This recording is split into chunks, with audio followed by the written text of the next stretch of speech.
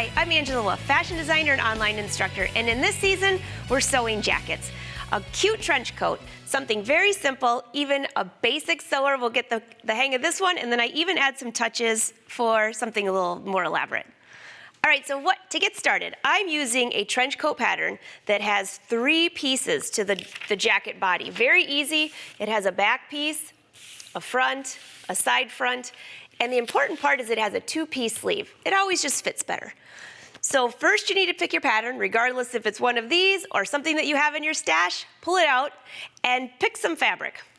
There are a lot of options. You could use a denim, cotton. This is a wool blend, a little bit of cashmere in there for those of you that like a little bit of luxury. You could do a fun evening wear with a great lining on this one. And how about this? This is just a fun fabric, a little furry feel. Any of these would be great for this jacket. Lining, you can either line the jacket or you can do something fun. I have this jacket here. This is what I did to the trench coat, where I just finished the seams with silk bias, which is how we're gonna sew this jacket. So for lining, you can pick something. This is just a polyester. It's a little thicker if you need the jacket for warmth. This is what you call ambiance, which is a rayon. Has a nice shine to it. You want it to be slippery, so if you're gonna use it in the sleeves, which we'll do as well, sometimes you put your jacket on, you can't get your arms in the sleeves, this will help. And then here's one that has a little bit thicker, and this is for warmth. Here is my favorite. The inside of my jackets usually look more fabulous than the outside. These are all silk, and then this one is cotton. And you'll see this is the one I used inside that jacket there. So to get started, you want to choose your pattern, pick your size. It's really important to sew up a muslin. So this fabric here I've chosen because it's very similar in weight to this jacket over here. And so what I'm going to do is I'm going to cut this out. First I'm going to cut two muslins, one without sleeves and then one with sleeves. And I'm going to go do that, and I'll meet you back here in a second. Let's check out the fit. All right, so I've taken the time, cut out my pattern, and I cut these out of just inexpensive fabric. This is a different style, a little longer. This is the same jacket that you see over here. So a couple things when you're testing the fit. First of all, when you sew together your muslin, you use a 5.0 stitch. It's a basting stitch. It's easy to rip out, so this is just to test to make sure a couple things are working right. So usually first, I leave the sleeves off. The reason being is when you test the fit of the jacket, you want to see how far over is the shoulder going. Is it way out here? Do you need to cut it back? Or is it too far back? That's really, your shoulder will probably determine the fit of the jacket more than anything else, even more than the bust area, I say. Start at the top and work down. So if you were going to mark this, let's just say you needed to bring your shoulder in. You can just take your pen and say, oh, my shoulder needs to go here, and then just mark your lines all the way down. And usually I do this on customers, so this is a mannequin today. And you just cut that off and save that piece so you can add that to your pattern. Another area you want to check is this through here. I'm just gonna make a really bad boo-boo here so you can see an example. Let's just say that your jacket is like this. First of all, you don't want gapping right here. This can be adjusted in your princess seam, which is why it's always a good idea to find a jacket with a princess seam. There's more areas for you to do a little better fitting. But also, if this is too wide here, or if this is too low, or if it's too far to the back, you get the idea? Your sleeve should be attached to your arm. You don't want your sleeve attached way over here, or too low, or too far back. You could actually have a very loose fitting jacket, and if you don't put the sleeve on in the right place, you'll have a very, like this, you can't move. Lack of movement, would that be what you call it? So that's really important. So check the fit there, check the front. If it's gapping like this, you're gonna need to give yourself more room in different areas or change the size of the pattern. Another thing you can do is you can check the collar. Now, when I do a muslin, I don't cut the pockets, I don't cut the belt, I don't cut all the pieces, just the main parts for the fit, which is what I have here. The last thing you'll do once you have a great fit is you'll sew your sleeve together, and I usually just put this on. I'll put it on myself, but I'm gonna use a dress form right now. And you wanna make sure that the sleeve fits to your angle of your arm. So even though the center notch might be here, on you, your body might be different. Your center notch might need to move back a little bit. So have a little flexibility with that sleeve. So once you have the fit down, you're gonna take your muslin, you can actually use that as your pattern, or you can trace it back to your pattern and save it for later. The next step is going to be to prep all of your pieces. So here I have fusible interfacing. So this is a longer jacket than the blue one here, but it's all the same process. Like I mentioned, whatever jacket you're using, all of these tips will help. So this is the side front. You put 4 inches of fusible interfacing at the bottom. Now this is a really lightweight interfacing. If you're using something heavier like an armo weft or something like that, you would want to not have this in the seam allowances. But for time's sake, I just covered it all up and I haven't had any problems with it being too thick. This is a wool fabric. The other area is up here under the arm.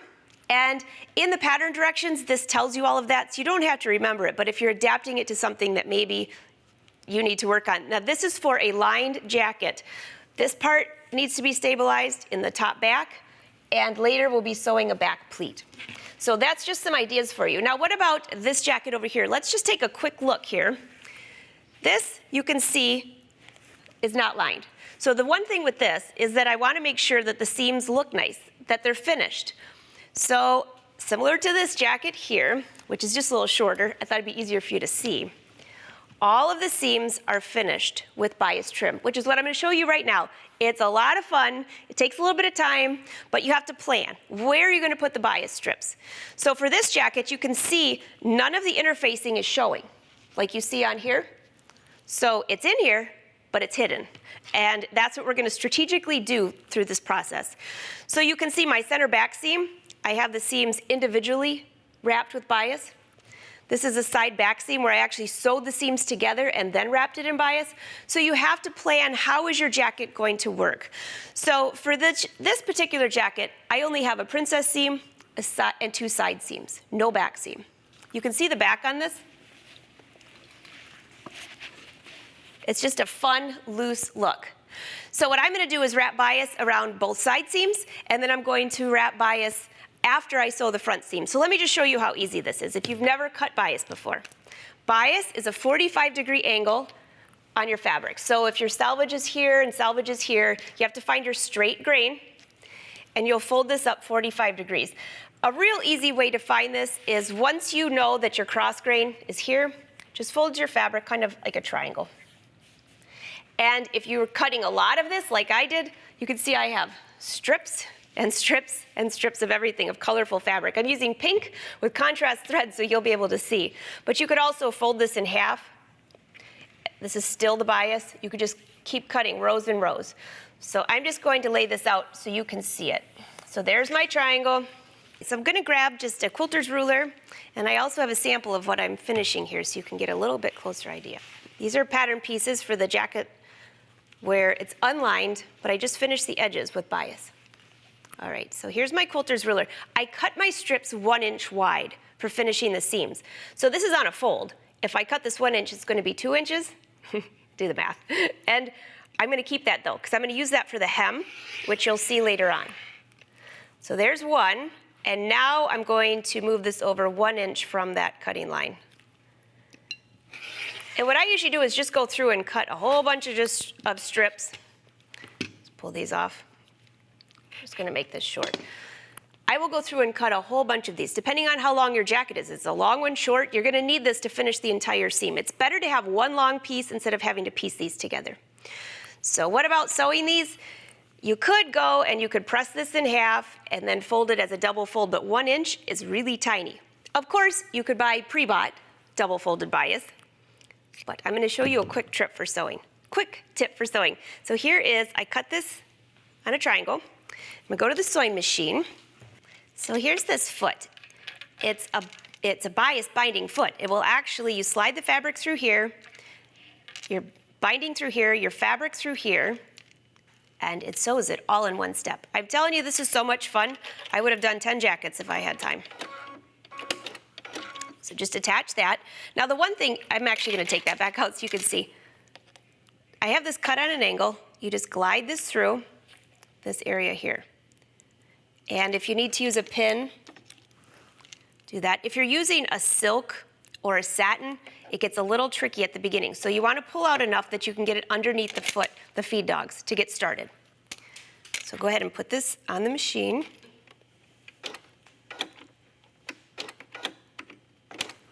All right, there we go. Just slide it out a little bit. And the only other thing you need to do is change your needle position. Depending on where the bias is falling, yours might be different than mine, but I'm going to move my needle just to the left 2 notches. So I'm at a 2.5 width on my machine. Yours might be different though, so you have to test it.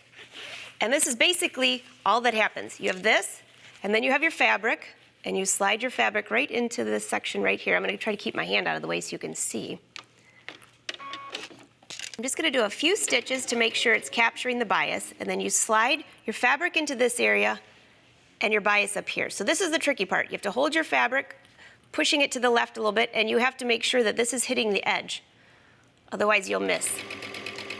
Just stitch a little bit. Looks like it's capturing.